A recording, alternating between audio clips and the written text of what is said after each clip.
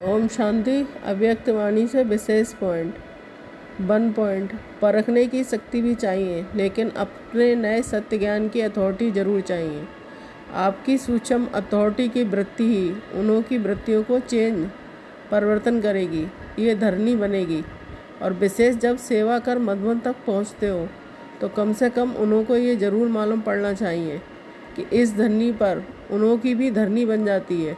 कितनी भी कलराठी धरनी हो, किसी भी धर्म वाला हो, किसी भी पोजीशन वाला हो, लेकिन इस धरती पर वह नर्म हो जाते हैं और नर्म धरनी बनने के कारण उसमें जो भी बीज डालेंगे उसका फल सहज निकलेगा। सिर्फ डरो नहीं, निर्भय ज़रूर बनो, युक्ति से दो। ऐसा ना हो कि वह आप लोगों को ये उलझना दे कि ऐसी धरनी पर भी मैं पहुंचा, लेकिन ये मालूम नहीं पड़ा कि परमात्मा ज्ञान क्या है। परमात्मा भूमि पर आकर परम आत्मा की प्रत्यक्षता का संदेश जरूर ले जाए।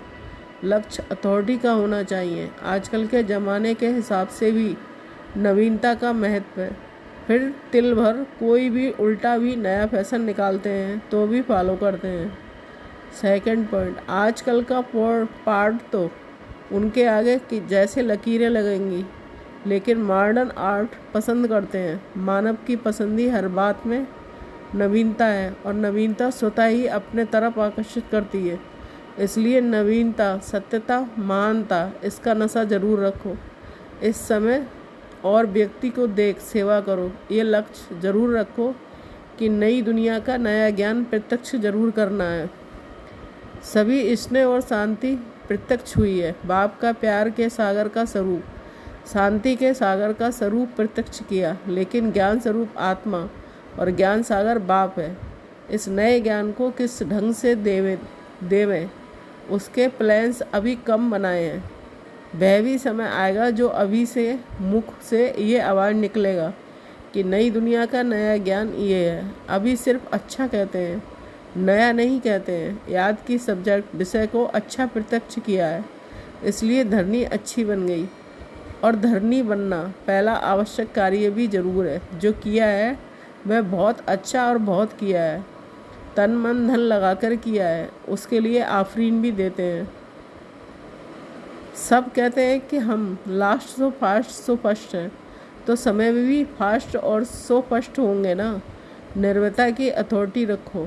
एक बाप का नया ज्ञान सत्य ज्ञान है और नए ज्ञान से नई दुनिया स्थापन होती है।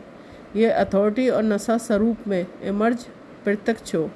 50 वर्ष तो मर्ज गुप्त रखा, लेकिन इसका अर्थ यह नहीं कि जो भी आवे उनको पहले से ही नए ज्ञान की नई बातें सुनाकर कंफ्यूज मुझा देना कर दो। ये भाव नहीं है। धरनी, नब्ज, समय, ये सब देख करके ज्ञान देना है।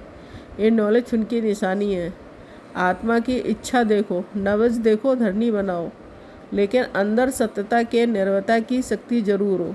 लोग क्या कहेंगे ये भय ना हो। निर्भय बन, धरनी बन, भल बनाओ। कई बच्चे समझते हैं कि ये ज्ञान तो नया है। कई लोग समझ ही नहीं सकेंगे, लेकिन बेसमझ को ही समझाना है।